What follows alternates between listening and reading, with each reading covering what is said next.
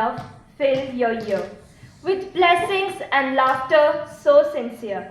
May your dreams come true one by one, and your path be lit by the radiant sun.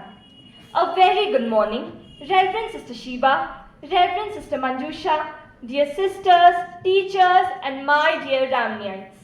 Today we have gathered here to celebrate Reverend Sister Manjusha's birthday. Dear sister, you have been a guiding light in our journey, fostering an environment of learning, growth, and excellence. Your dedication to our school and its values is unwavering. Sister, you have not only shaped the academic landscape of our institution, but also you have been a mentor, a leader, and a friend to all of us. You have encouraged us to dream big, to reach for the stars, and to embrace the power of knowledge.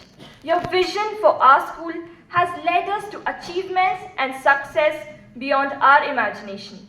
Today, as we celebrate your birthday, let us not only convey our warm wishes, but also renew our commitment to the values and principles you uphold, just as you have ignited the flames of learning within us. May this birthday bring you joy, good health, and the fulfillment of all your dreams. Wishing you a very happy birthday, and thank you for being an extraordinary leader and our mentor.